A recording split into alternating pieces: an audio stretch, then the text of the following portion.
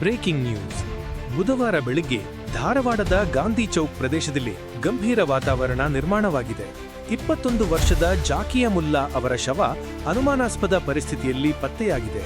ಪೊಲೀಸರ ಪ್ರಾಥಮಿಕ ತನಿಖೆಯ ಪ್ರಕಾರ ಕಂಠನಾಳ ಹಿಸುಕಿದ ಪರಿಣಾಮ ಸಾವಾಗಿರುವ ಶಂಕೆ ವ್ಯಕ್ತವಾಗಿದೆ. ವಿದ್ಯಾಗಿರಿ ಪೊಲೀಸ್ ಠಾಣಾ ವ್ಯಾಪ್ತಿಯ ಒಂಟಿ ಪ್ರದೇಶದಲ್ಲಿ ಶವ ಪತ್ತೆಯಾಗಿದೆ. ಬೆಳಿಗ್ಗೆಯೇ ಮಾಹಿತಿ ಲಭಿಸಿದ ನಂತರ ಪೊಲೀಸರು ಸ್ಥಳಕ್ಕೆ ಭೇಟಿ ನೀಡಿದ್ದಾರೆ. ಘಟನಾ ಸ್ಥಳಕ್ಕೆ ಜಿಲ್ಲಾ ಪೊಲೀಸ್ ವರಿಷ್ಠಾಧಿಕಾರಿ ಹಾಗೂ ಎಸ್ಒಸಿಒ ತಂಡ ಭೇಟಿ ನೀಡಿ ಅಗತ್ಯ ತನಿಖಾ ಕಾರ್ಯ ಮತ್ತು ಸಾಕ್ಷ್ಯ ಸಂಗ್ರಹ ಆರಂಭಿಸಿದ್ದಾರೆ.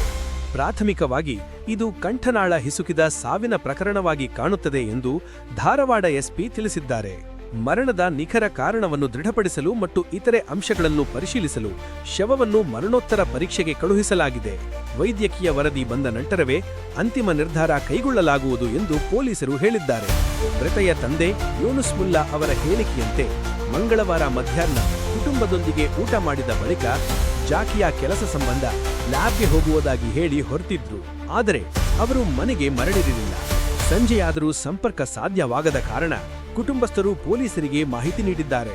ಬುಧವಾರ ಬೆಳಗ್ಗೆ ಶವ ಪತ್ತೆಯಾಗಿದೆ. ಈ ಪ್ರಕರಣದಲ್ಲಿ ಇನ್ನೂ ಯಾವುದೇ ಶಂಕಿತರನ್ನು ಗುರುತಿಸಲಾಗಿಲ್ಲ. ತನಿಖೆ ಮುಂದುವರೆದಿದೆ. ಫಾರೆನ್ಸಿಕ್ ವರದಿ ಬರುವವರೆಗೆ ಅಪವಾಹಗಳನ್ನು ಹರಡಬೇಡಿ ಎಂದು ಪೊಲೀಸರು ಮನವಿ ಮಾಡಿದ್ದಾರೆ. ಅಧಿಕೃತ ಅಪ್ಡೇಟ್ಗಾಗಿ ತನ್ಜೀಮ್ ಸ್ಟುಡಿಯೋ ನ್ಯೂಸ್ ಅನ್ನು ಫಾಲೋ ಮಾಡಿ, ಲೈಕ್ ಮಾಡಿ, ಚಾನೆಲ್ಗೆ ಸಬ್ಸ್ಕ್ರೈಬ್ ಮಾಡಿ.